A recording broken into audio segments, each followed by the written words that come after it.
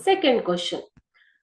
The speaker compares the power of the king with the power of mercy, saying that mercy is mightiest of mightiest. How does she justify this? Speaker ಅಂದ್ರೆ ಇಲ್ಲಿ ಪೋರ್ಷಿಯಾ ಹೇಳ್ತಾ ಇರೋದು ಈ ವಾಕ್ಯಗಳನ್ನ ಅಲ್ವಾ. ಮರ್ಜಿ poem ಅಲ್ಲಿ ಮರ್ಜಿ ಬಗ್ಗೆ ಆಕೆ ಏನೇನ್ ಡಿಸ್ಕ್ರೈಬ್ ಮಾಡ್ತಾರೆ, whatever she is describing about mercy in the poem, it is been describe by Portia. Okay, so she compares the power of the king. Power ಅಂದ್ರೆ ಅಧಿಕಾರ, ರಾಜನ ಒಂದು ಅಧಿಕಾರವನ್ನ, with the power of mercy, ಶಕ್ತಿ. Power ಅಂದ್ರೆ ಶಕ್ತಿ, ರಾಜನ ಒಂದು ಶಕ್ತಿ ಪವರ್ ಅನ್ನ ಪವರ್ ಆಫ್ ಮರ್ಜಿಗೆ, ಮರ್ಜಿ ಅಂದ್ರೆ ಕರುಣೆ, ಅದಕ್ಕೆ ಕಂಪೇರ್ ಮಾಡ್ತಾಳೆ. Okay, saying that mercy is mightiest, ದೊಡ್ಡದು. ಮೈಟಿ ಅಂತಂದ್ರೇನು? ಬಿಗ್, ದೊಡ್ಡದು. ಓಕೆ, ಸೊ ಯಾವ್ದಕ್ಕಿಂತ ದೊಡ್ಡದು? ಕಿಂಗ್, ಪವರ್ ಆಫ್ ಕಿಂಗ್, ರಾಜನ ಒಂದು ಶಕ್ತಿ ಏನಿದೆಯೋ, ಬಲ ಏನಿದೆಯೋ, ಪವರ್ ಅಂದ್ರೆ ಆ ಬಲಕ್ಕಿಂತ ಯಾವುದು?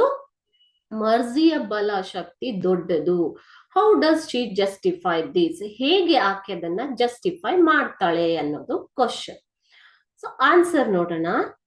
The king who has sceptre in his hands evokes a feeling of fear in the minds of others, while a king who has kindness in his heart has the divine quality of mercy ಅಂತ ಆಕೆ ಹೇಳ್ತಾಳೆ.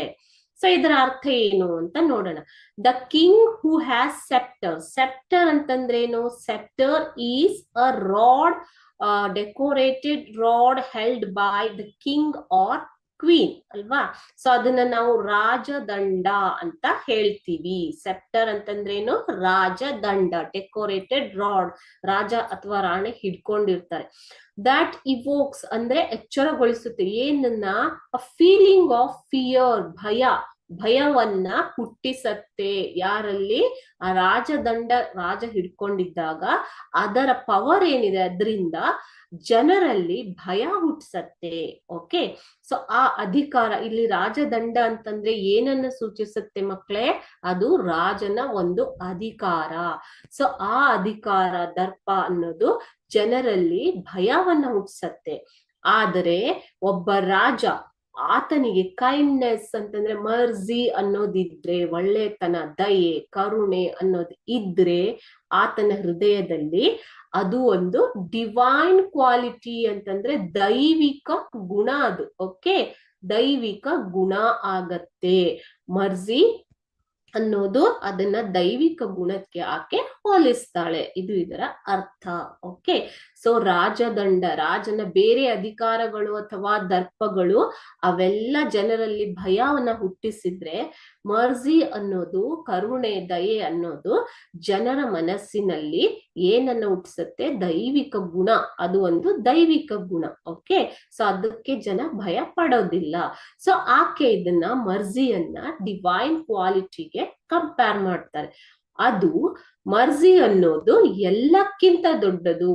ರಾಜನ ಒಂದು ರಾಜದಂಡದ ಅಧಿಕಾರಕ್ಕಿಂತ ಮರ್ಜಿ ಅನ್ನೋದು ದೊಡ್ಡದು, mightiest ಅಂತ ಹೇಳ್ತಾಳೆ Portia. I will read it once again. The king who has the power, who has scepter in his hands, evokes a feeling of fear in the minds of others, while a king who has kindness in his heart has the divine quality of mercy. Okay, ಇದು ಇದರ ಅರ್ಥ.